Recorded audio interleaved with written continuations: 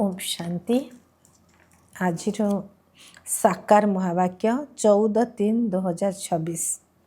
मधुर संतानगण एकमात्र बाबा ही नंबर 1 अभिनेता अटंती, जी कि पतित मानक पावन करिवार अभिनय करुछंती।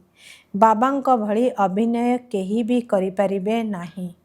प्रश्न, सन्यासी मानकर जोग शारीरिक जोग अटे, आत्मिक जोग केवल बाबा ही शिखाई थांती किपरि? उत्तर, सन्यासी माने ब्रह्म तत्व सहित जोग लगाइबा शिखाई थांती, तेबे ताहा तो रहिबार स्थान, तेणु ताहा शारीरिक जोग होइगला। तत्व को तो सुप्रीम परम कहा जाए नहीं। तुमे माने सुप्रीम आत्मा को सहित जोग लगाउछ, तेणु तुमर जोग रुहानी आत्मिक जोग अटे। यही जोग केवल बाबा ही शिखाई पारिबे, अन्य केही भी शिखाई पारिबे नहीं। काहींकि ना सिए ही तुम मानकर आत्मिक पिता अटंती। गीत तू प्यार का सागर है। ओम शांति। पिला माने बहुत लोक ओम शांति कहउछंती, अर्थात से माने निज आत्मार परिचय दउछंती, किंतु निजे ताहा बुझी पारु नाहंती। ओम शांतिर अनेक अर्थ बाहर करछंती। केही कहउछंती ओम अर्थ भगवान, किंतु यार यथार्थ नुहे। एही आत्मा कहउची ओम शांति। मु आत्मार स्वधर्म होची शांति, सेथिपाई कहउछंती मु शांत स्वरूप, यह मोर शरीर जहा द्वारा मु कर्म करुछि। केते सहज अटे। सेपरि बाबा मध्य कहउछंती ओम शांति, किंतु मु समस्तंकर पिता ओ बीज रूप हेबा कारणरू जो रचना रूपी कल्पवृक्ष रही तार आदि मध्य अंत को जानिछि। तुमे जेकोसी वृक्ष को देखिले तार आदि मध्य अंत को जानिजिब। से वृक्ष से ही बीज तो होची जड़, तेणु बाबा बुझाउछंती यह कल्पवृक्ष अटे, यार आदि मध्य अंत को तुमे जानी पारिबो नाही, मु जानिछि। मते ज्ञानर सागर बोली कहउछंती, मु तुमको आदि मध्य अंतर रहस्य बुझाउछि। एही नाटक जहा को तुमे ड्रामा बोली कहउछ, तार तुम अभिनेता अट।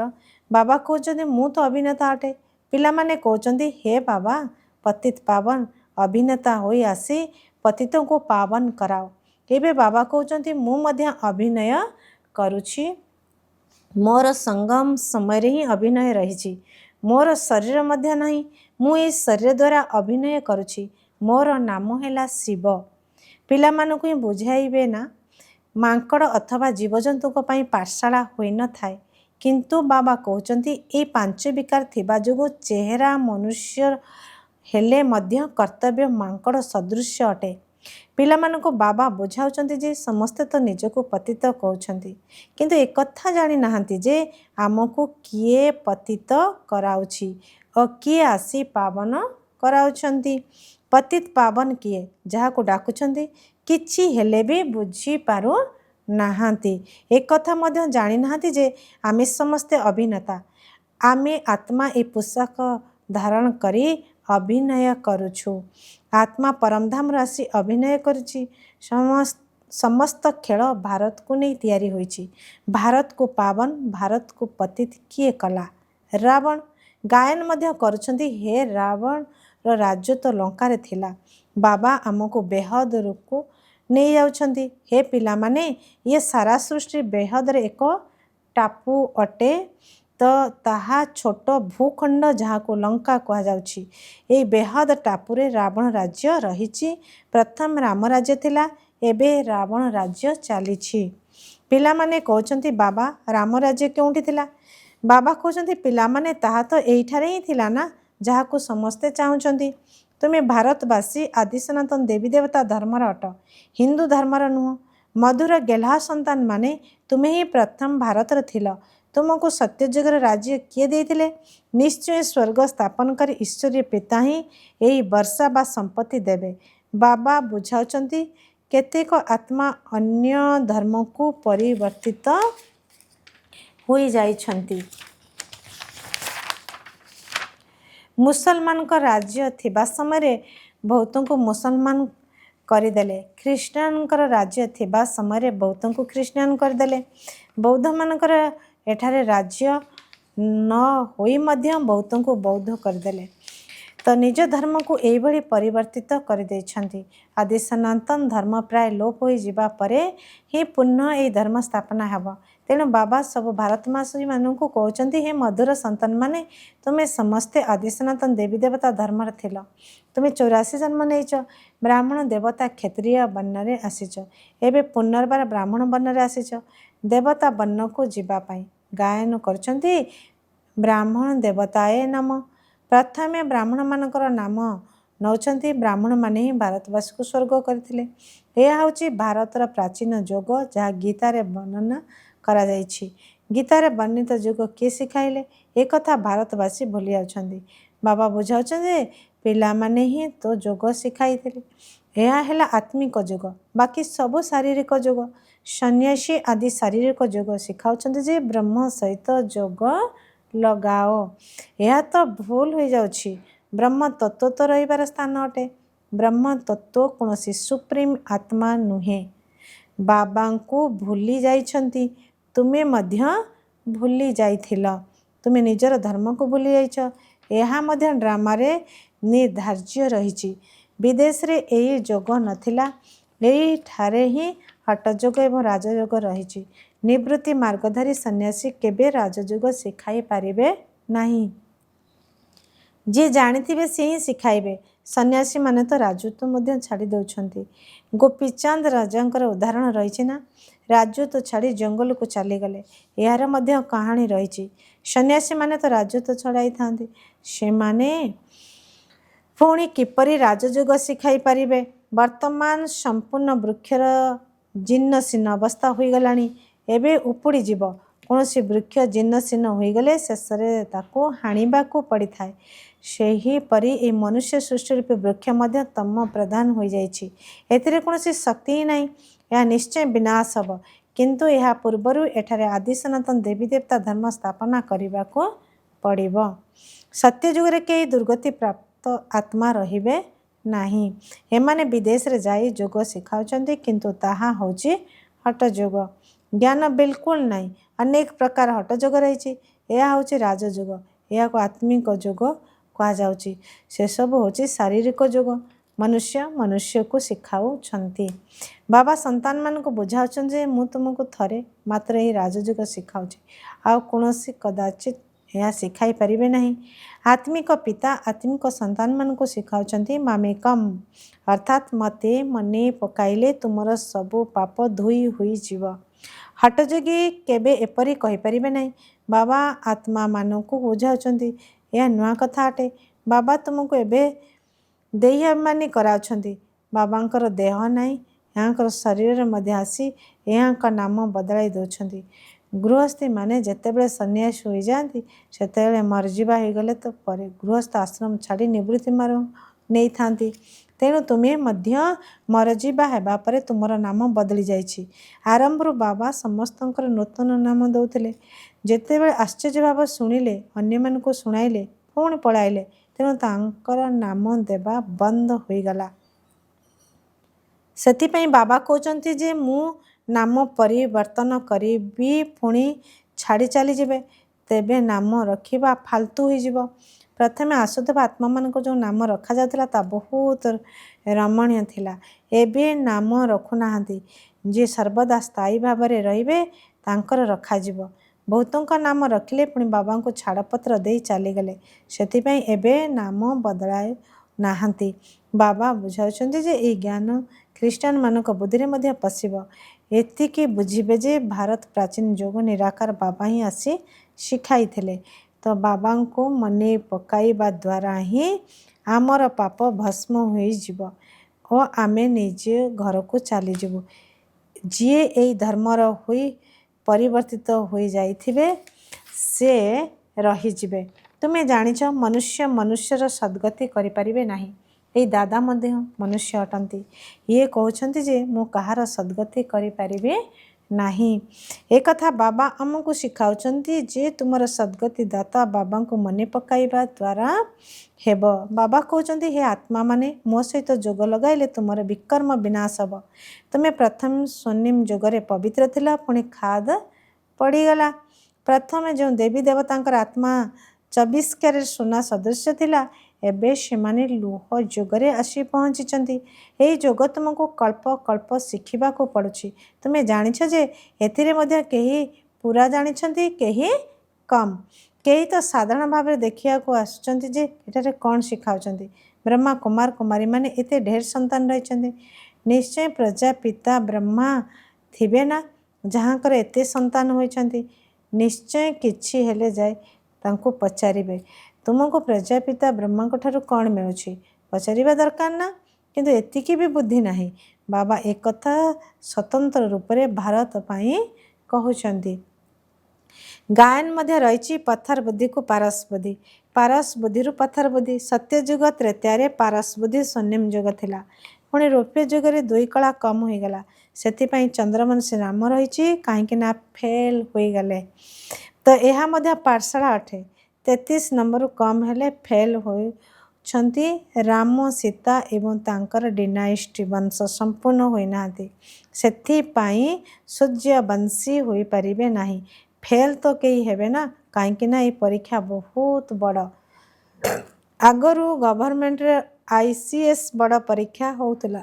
ସମସ୍ତେ ପଢ଼ିପାରୁନଥିଲେ, କୋଟିକରେ କେହି ବାହାରୁଥିଲେ। ଯଦି କେହି ଚାହୁଁଛନ୍ତି ଯେ ଆମେ ସୂର୍ଯ୍ୟବଂଶୀ ମହାରାଜ ମହାରାଣୀ ହେବୁ, ତେବେ ଏଥିରେ ବହୁତ ମେହନତ ଆବଶ୍ୟକ। ମମା ବାବା ମଧ୍ୟ ଶ୍ରୀମତ ଆଧାରରେ ପଢ଼ୁଛନ୍ତି। ସେ ପ୍ରଥମ ନମ୍ବରରେ ପଢ଼ୁଛନ୍ତି। ପୁଣି ଯେଉଁମାନେ ମାତା ପିତାଙ୍କୁ ଅନୁକରଣ କରୁଛନ୍ତି, ସିଏ ତାଙ୍କ ସିଂହାସନରେ ବସିବେ। ସୂର୍ଯ୍ୟବଂଶୀ 8ଟି ଗଦି ଚାଲିବ। ଯେପରି ଏଡୱାର୍ଡ ଦି ଫାଷ୍ଟ ଦି ସେକେଣ୍ଡ ଚାଲୁଛି, ସେହିପରି ହିଁ ଚାଲିବ। ତୁମର ସମ୍ପର୍କ ଏହି ଖ୍ରୀଷ୍ଟିଆନମାନଙ୍କ ଠାରୁ ମଧ୍ୟ ଅଧିକ।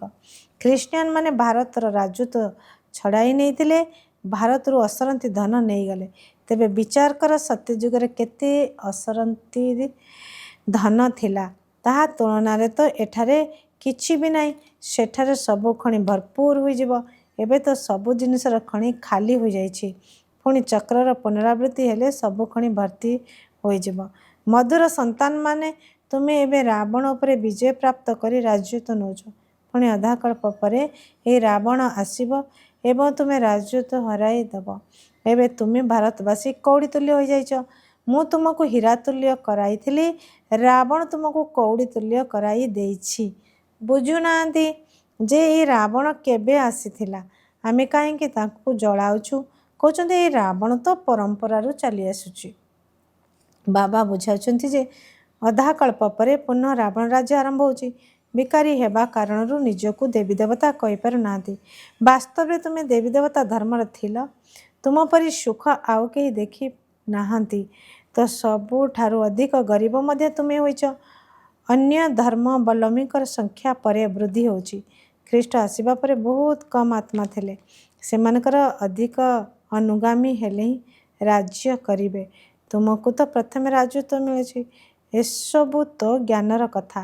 ବାବା କହୁଛନ୍ତି, ହେ ଆତ୍ମାମାନେ, ମୋତେ ମନେ ପକାଅ।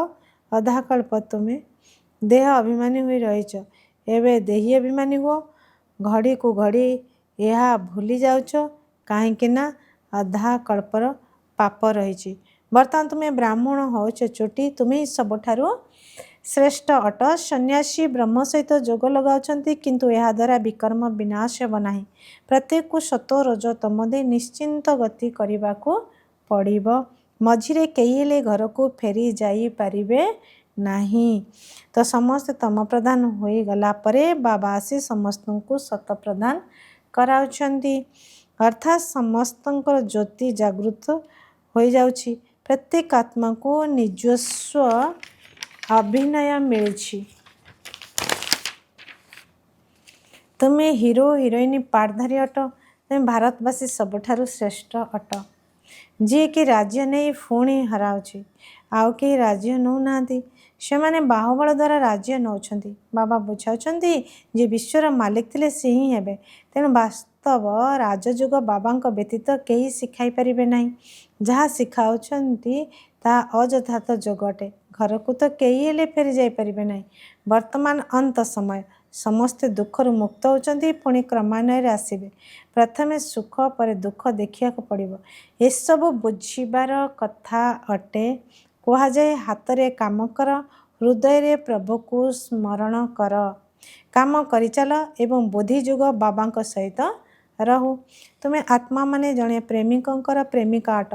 वर्तमान से प्रेमिक आछंती सबु आत्मा मान को गोल गोल फूल भली पवित्र करी नहीं जिबे। तो अविनाशी प्रियतम और प्रियतमा अटंती कहते मु समस्त को नहीं जीवी पुणी पुरुषार्थ क्रमानुसार जाई पद पाइबे। तो भले गृहस्तर रुह पिला को संभाल। हे आत्मा तुमर हृदय बाबा आड़ को रहू यही अभ्यास करी चल। पिला माने जानिछंती एबे आमे बाबा को मने पकेबा द्वारा स्वर्गवासी होचु। छात्र माने तो बहुत खुशी रहिबा उचित। यह तो बहुत सहज अटे। ड्रामा अनुसार समस्त को रास्ता बताइबा को हेबो। कहा सहित जुक्ति तर्क करिबार आवश्यकता नहीं। एबे तुम बुद्धि रे समस्त ज्ञान आसीगलानी। मनुष्य रोगरु मुक्त हेले धन्यवाद देई थांती। एठार तो सारा दुनिया रोगी अटे। अल्प समय जय जयकार हो जीव। अच्छा धारणा पाई मुख्य सारांश 1 नंबर सच्चा सच्चा प्रेमिक हुई हाथ द्वारा कर्म करुवा समय बुद्धि रे प्रेमिक को मने पकाइबार अभ्यास करने को हेब। बाबा को मने पकाई आमे स्वर्गवासी होचु यही खुशी रहिबा को हेब। 2 नंबर सूर्यवंशी कुलर सिंहासन अधिकारी हेबा पाई माता पिता को पूरा पूरा अनुकरण करने को हेब। बाबा भली नॉलेजफुल अर्थात ज्ञानवान हुई समस्त को रास्ता बताइबा को हेब। वरदान मुकुट एवं तिलक को धारण करी बापदादांकर सहयोगी होउथबा हृदय सिंहासन अधिकारी भव। जेतेबेले केही भी सिंहासन उपरे बसी थांती सेतेबेले तिलक एवं मुकुट तांकर प्रतीक होइथाए। सेही परे जो माने हृदय सिंहासन अधिकारी अटंती सेमानकर मस्तक रे सर्वदा अविनाशी आत्मार स्थितिर तिलक दूर ही चमकुथिबार देखा जाइथाए। सर्वात्मा का प्रति कल्याण शुभावना सेमानकर नयन रे एवं मुखमंडल देखा जाइथाए। सेमानकर संकल्प वचन एवं कर्म बाबा समान होइथाए।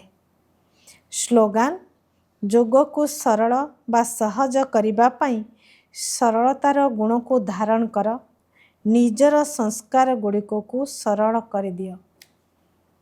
अव्यक्त इशारा निश्चय मूलदुआ को मजबूत करी सर्वदा निर्भय एवं निश्चिंत रुह। विजयी हेबार मूलदुआ बा आधार हैला निश्चय। जदि मूलदुआ मजबूत थिबो बिल्डिंग हली परिबो नाही। तेणु निश्चिंत रही परिबो किंतु केवल बाबा को ऊपर निश्चय नुहे निज ऊपर मध्य निश्चय एवं ड्रामा ऊपर मध्य निश्चय रहिबा दरकार। बाहा ड्रामा बाहा जदि ड्रामा ऊपर निश्चय रहिथिबो तेबे अकल्याणर कथा मध्य कल्याण रे परिवर्तित होई जीवो। अच्छा ओम शांति।